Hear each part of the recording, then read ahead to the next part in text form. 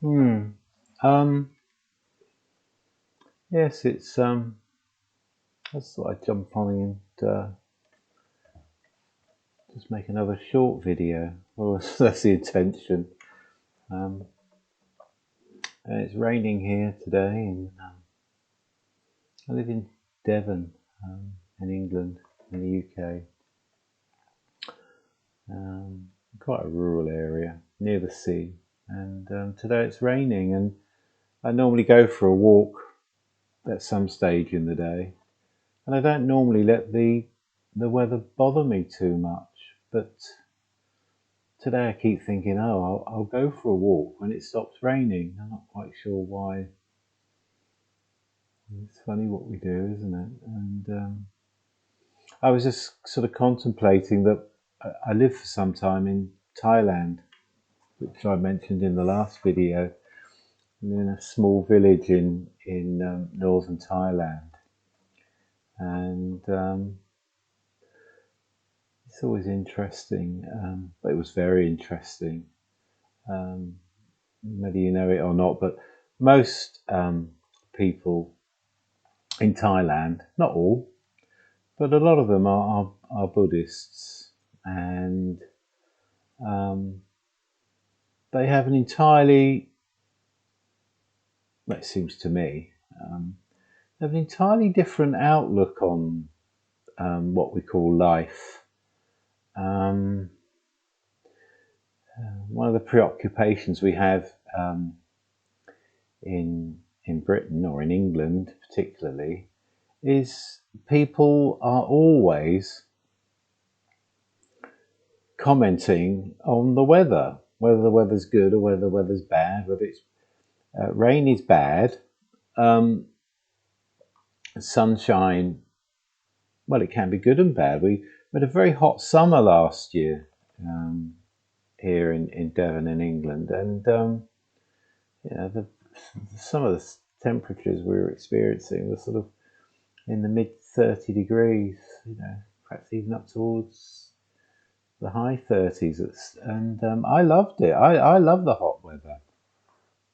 That's why I like living in Thailand so much, because it really is, most of the year it's very warm out there. And yeah, I was out walking yesterday or the day before. No, yeah, day before yesterday. Can't remember now. And the number of people, there's sort of acquaintances I know in the little town that I live. The snow's on the way. Oh, it's snow's coming. Snow. It's all. Oh no, it's the snow's coming. And I said, really? Oh, is that good or? Oh, it's terrible. Got all the food in and extra supplies, and we won't be able to take the dog for a walk. Oh, and I just, but in Thailand, if it's raining, it's raining, and they do have a very sort of, they call it the rainy season, where it just rains for weeks and weeks and weeks on end, and everything floods, but nothing ever phases Thai people. Well, it's because in Buddhism they are taught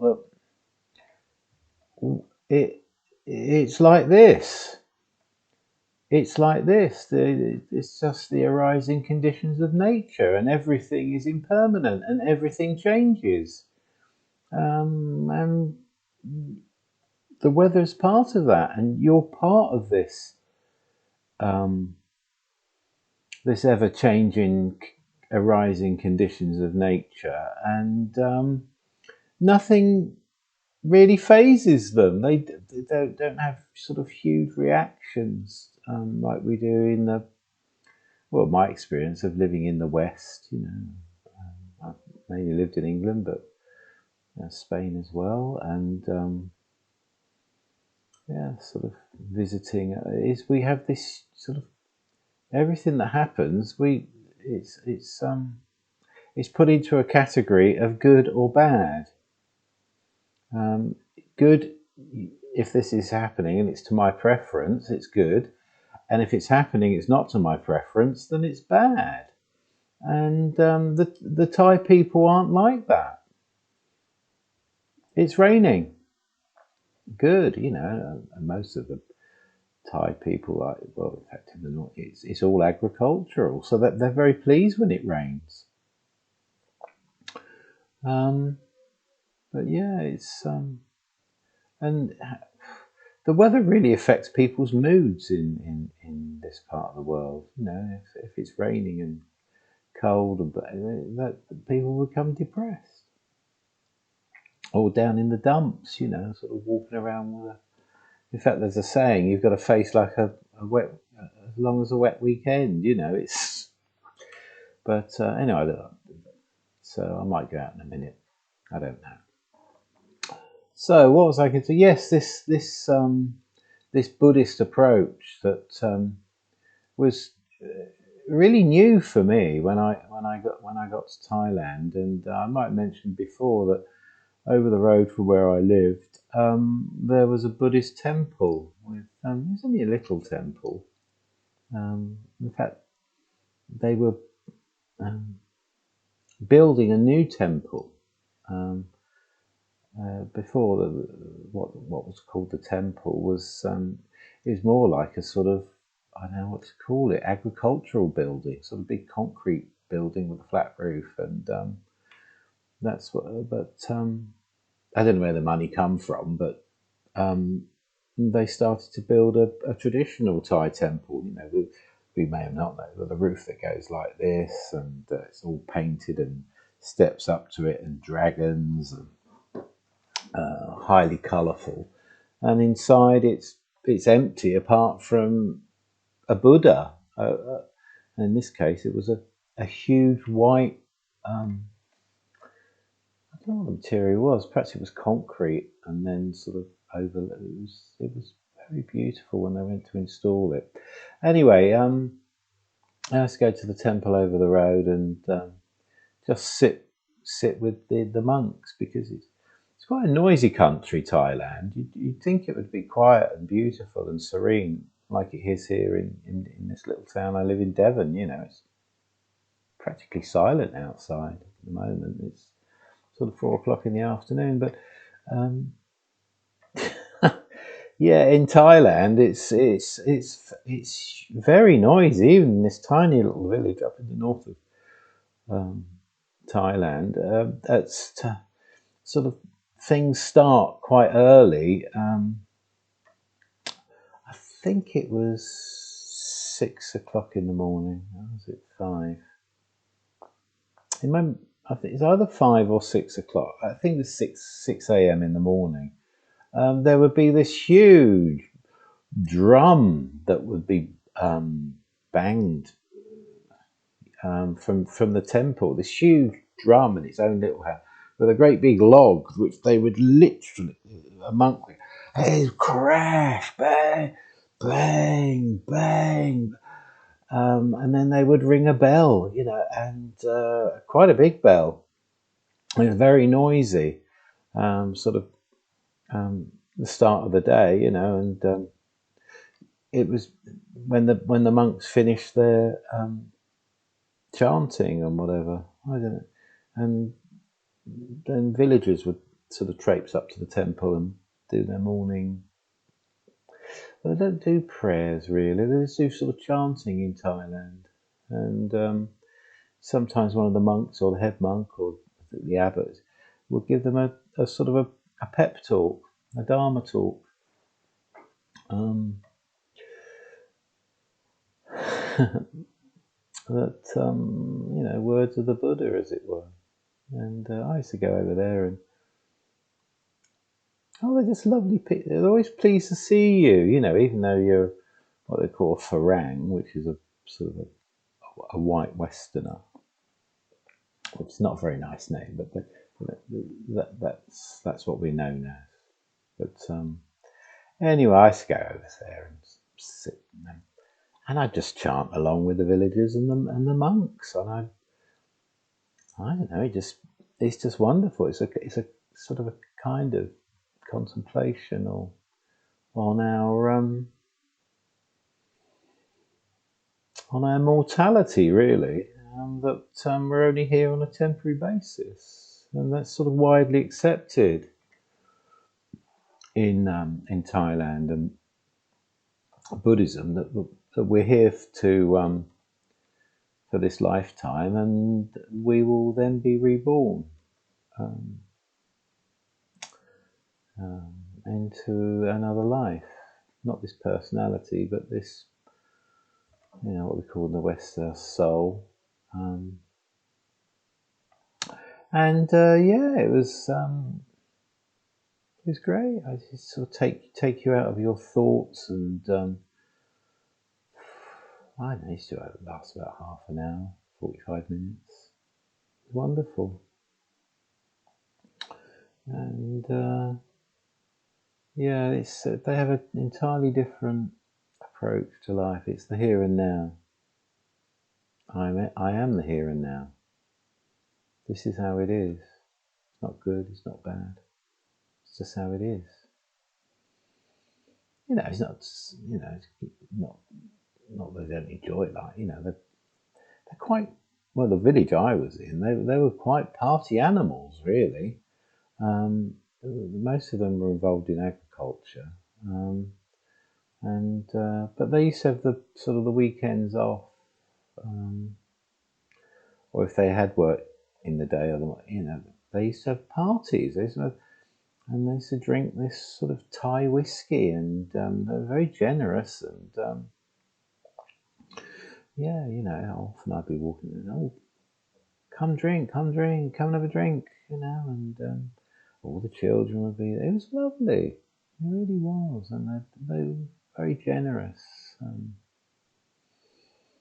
Just give something to eat. And lots of Thai whiskey, which is very, very strong. So what am I talking about here? How we let things affect us, how we react to pretty much everything. Either something's to our preference or it's not to our preference. I remember I was going to taxis quite a lot into the local city, which is called Chiang Rai. It used to take about, half an hour, 40 minutes to get from the village where I was. It didn't cost much money. And they were lovely, normal. You sort of got your local taxi driver, ring them up on your mobile phone, they come and pick you up at the prescribed time. And I remember once I was coming back from Chiang Rai, one sort of late afternoon,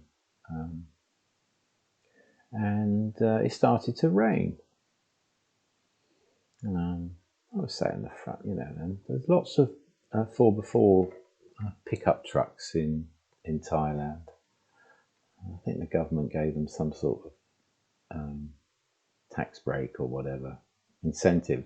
And nearly everybody in Thailand, and they don't have cars, they have these, what do you call them? Pickup trucks, the pickup truck. Some of the four-wheel drive. Anyway, we were going up the road. It's quite good roads out in Thailand, actually. Their infrastructure is pretty good. It's sort of 2 lanes, and it started to rain. I'm driving along, and the taxi driver, I never like to rush, and they certainly don't. It's but suddenly this 4x4 overtook us in the rain, and all the spray came up, and the taxi driver, said, crikey, he's going fast, isn't he? Yeah, he said, very fast. And with that, the brake lights come on this 4x4, and it skidded and went round in 360 degrees and off the road and into quite a drop and into this field. Bang, and that was sort of horrible. I thought, my God, that poor. And the taxi driver, he was he was a lovely guy. He was just laughing and laughing. And I said, what are you laughing at? And he said, I said, well, aren't you going to stop and help? Oh, somebody will help him. That's his destiny. I said, well, he could be, badly injured. He said, if he is, he is. There's nothing I can do about it. Somebody else will help him. I've got another fare to do. And that's how they are. I'm not saying that they don't help each other. They do. They're very compassionate people, and they will help. But he knew that somebody else would help them. I don't know. Anyway. And I just said to him, well, what's funny? He said, oh, it was just the way, he was trying to get somewhere really, really fast, and he's ended up in the field. He could be in, he could be, and that's what happens. That's his destiny. So, yeah, and they operate from this position of everything. What happens. You don't really have any much control over. In fact, you don't have any control. It's you're born, you suffer. This is what the Buddha taught. You're born, you suffer, you get old, you get sick, and you die. And then you come back again, given another chance. And then if you can reach what they call satori or enlightenment or whatever, you don't have to come back again. You just stay with you just don't come back again. You just reside in bliss. Anyway, so there you are. And I keep putting on. I was talking about Ramesh Balsekar.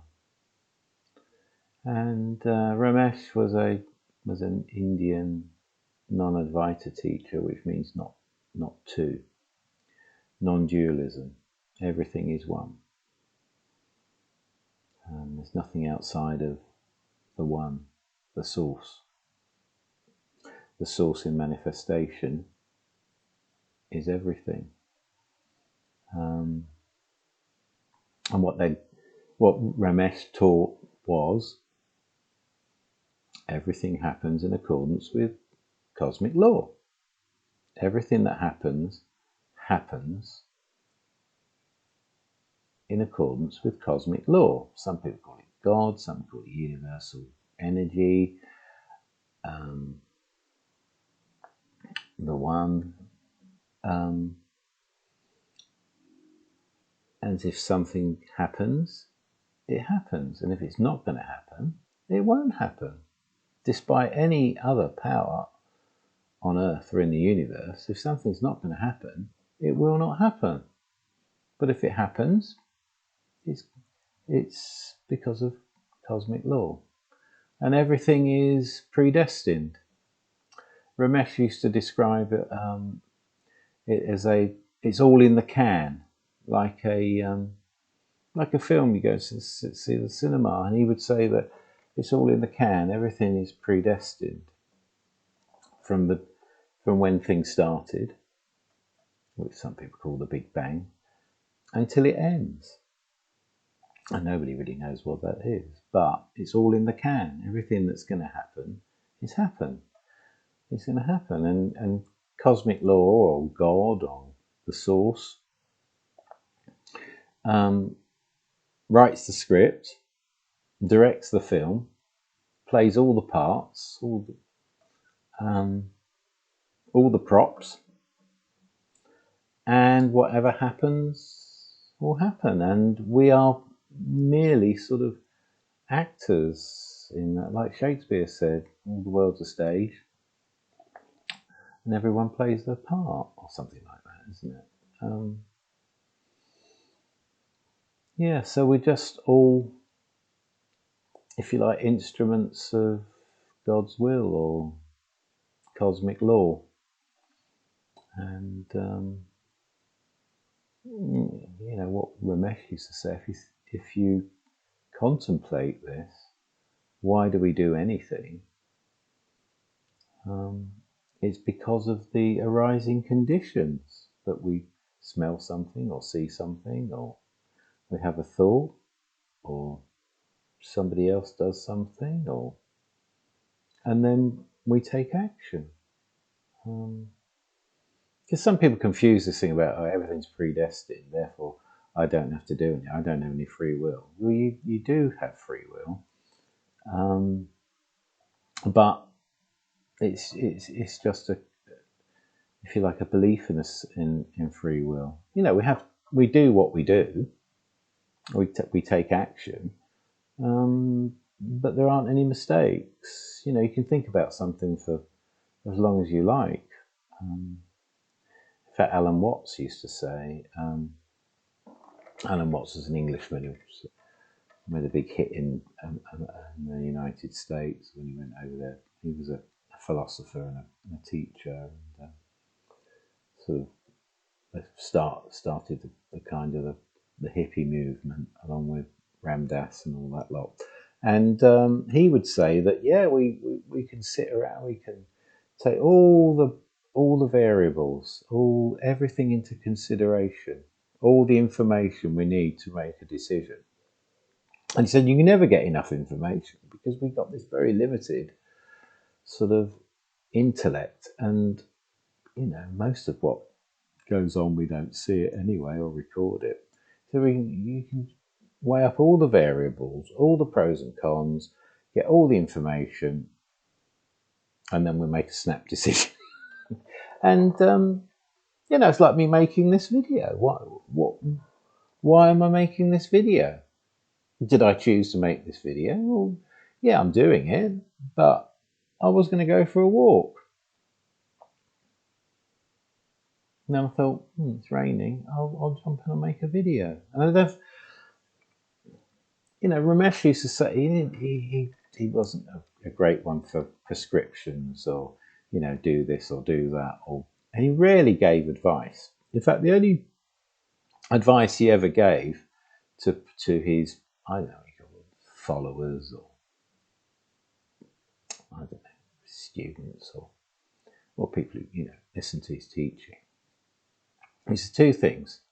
One, just do what you think and feel like doing, because you can't make any mistakes. And once you take action, don't be attached to the outcome, because that's not in your control. That's up to God or cosmic law as to what the outcome would be.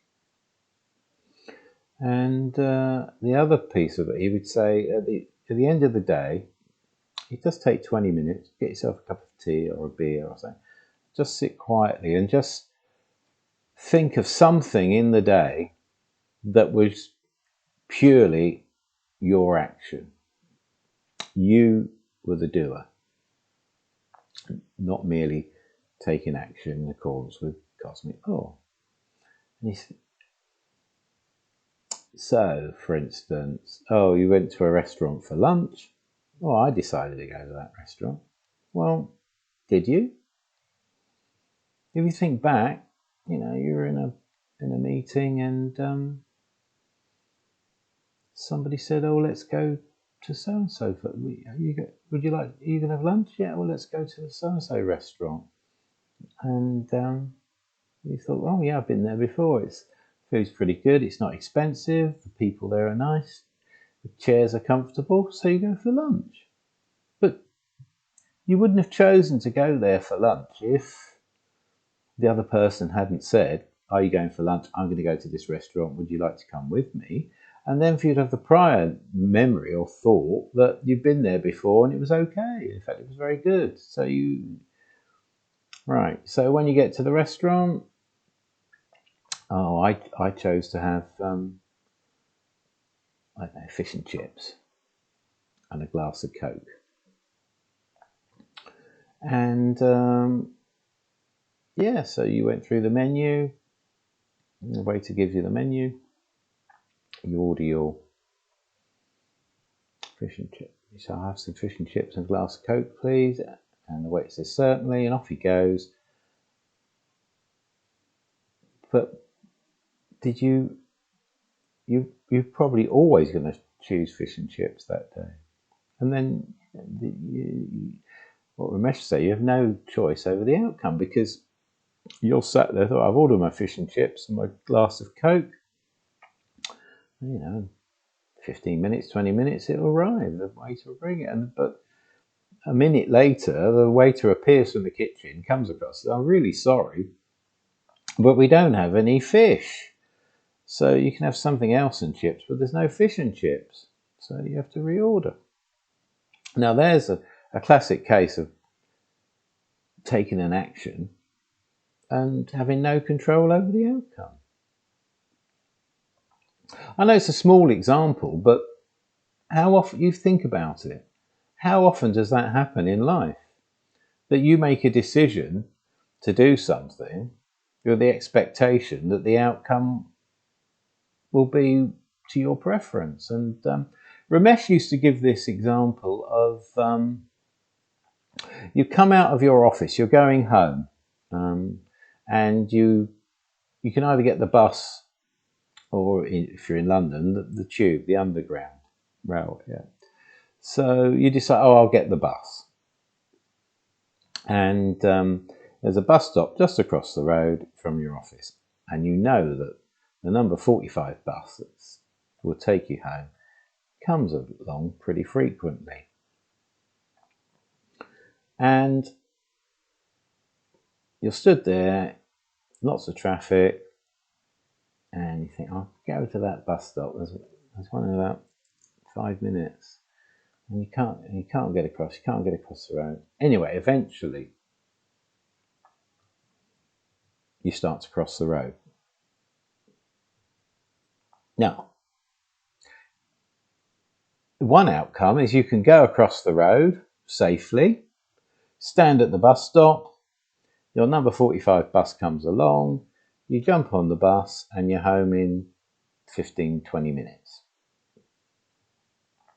Another outcome can be that you get over and you stand at and the bus comes along and it sails straight past because it's full up and nobody wanted to get off at that stop. And and then you wait another 10 minutes and you get on the bus and you get home 30 minutes later, say. The third outcome can be that as you cross the road, you get to the bus stop, a brand new lovely car comes along, it stops, the window goes down, and your friend you haven't seen for weeks says, oh, you think, I've got my new car. Oh, it's lovely. Well, why don't you come, I'll give you a lift home. I've got to go past your house. So you get a lift home in your friend's new car and you arrive 10 minutes later and you've arranged to go round there for dinner at the weekend. Amazing outcome. Or another outcome could be that you wake up in hospital because you didn't make it across the road. You stopped out into the road right in front of an oncoming motorbike that you hadn't seen, and the motorbike runs you over, throws you up in the air, you land on the road, you're unconscious, you've broken a leg and an arm, and you have head injuries. And you are then carted off to hospital, and you wake up in hospital 4 days later. So this is what Ramesh would say. You make a decision, you take an action, don't be attached to the outcome. It may be to your preference, you may get exactly what you wanted, which is go and never catch the bus, get home 10 minutes later, 15 minutes later. Or you might have to catch a bit of a later bus and get home 30 minutes later, which is not quite to your preference, but it's okay. Or something that you never ever imagined, far greater outcome. Your mate picks you up in his brand new car, drops you home, you're home in 10 minutes, and you've arranged to go round to his house for dinner at the weekend. How good is that? Totally unexpected out. Or you could get something you would never ever want. You wouldn't want. But then again, Ramesh would say it's all in the can. And the reason you were run over by the motorbike, that happened because when you wake up, there is the most wonderful nurse male or female or whatever, that then becomes your girlfriend, and you marry her, and you have 5 children and a wonderful life with her. So, yeah, everything's in the can. He was a great guy. He used to tell the funniest jokes as well. But one of my favourite jokes, he used to say that there was this guy who had a friend, and whatever he said had happened, his experience, he would say, "Oh, it could be worse," and it could be worse. Things could be worse. It could be a lot worse. And people say, "Oh, for goodness sake," you always say it. Anyway, one day, this guy would say, "It always could be worse." His friend came round and said, "Oh, God, you're not going to believe this." He said, "It's the most awful things happened." And the guy said, "Well, what's happened?" He said, "Our friend Tom, he went home earlier today. He went home from work early, had a headache. And when he got home, sort of strange noises coming from, went into the bedroom, evidently, and his wife was in friend with her friend Tom. And he went back into his office, got his gun, and he shot them both dead. His wife and Tom, they're both dead." And the guy said, "Oh, well, it could be worse. It could be a lot worse." He said, "What do you mean it could be a lot worse? You're always saying that. It's why do you say that? It could have been a lot worse. You know, a friend has shot his wife, and our other friend, they're both dead, and Tom's in prison. You know, you say it could be worse." And this guy said, "Yeah, well, it could be a lot worse." He said, "How?" He said, "Well, if it had happened yesterday, I'd be dead." Oh, he was always telling jokes. He was funny. But his teachings really, if you can just accept that it's all in the can, whatever happens, happens. What's not going to happen is not going to happen. Unless it's a cosmic law that it's going to happen. And no force on earth can make something happen that isn't going to happen. So everything that happens to us happens. And I'm not to say that, you know, when people die, we don't grieve. I'm not to say, you know, when we have a disabled child that struggles, that doesn't hurt. You know, it's painful. It's painful for you and it's painful for the child. But that was always going to happen. That's the child's destiny and your destiny. And if you can just accept that life is pleasure and pain as a result of what happens, and that, you know, this too shall pass, whatever's happening, whether it's good or bad, you can be, life becomes, it doesn't become easier, Ramesh would say, but it just becomes simpler. It's simple. Simpler. This has happened. It's not in my control. Yeah. It does make, for me, it's made it a lot easier, but things aren't to our preference. And what Ramesh would used to say is, give up this idea that there are two powers operating, good and evil. They're not. It's all just one. What happens for a reason. You know, wars happen. Now, not to say we can't be compassionate towards the people who are suffering, like the war in the Ukraine at the moment. It's horrendous. Hundreds of millions of people suffering on a daily basis. You know, kids, old people, young people, everybody. But look at the people helping, and we don't know why I don't know why there's a war in Ukraine, but in order for good to happen, sometimes bad has to happen, or bad does happen. What we say is bad. Anyway, I'm going to go for my walk now. Perhaps we'll talk about Ramesh another day. Well, what I liked about Ramesh is he was very, very precise. He didn't ask you to believe anything. And very often he used to say at the beginning of a talk is just listen. Just listen to what I'm saying. Don't try and, because what happens is you try and grasp at what's, and start arguing with what's been said before it's sunk in.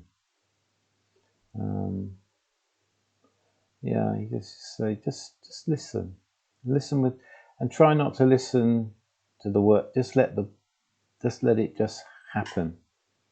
And one day I might be able to. You might find peace of mind when you can accept that everything happens because it's happening. There you go. So if you got any questions, drop a question in the comments, or you can send me an email. It's on my profile.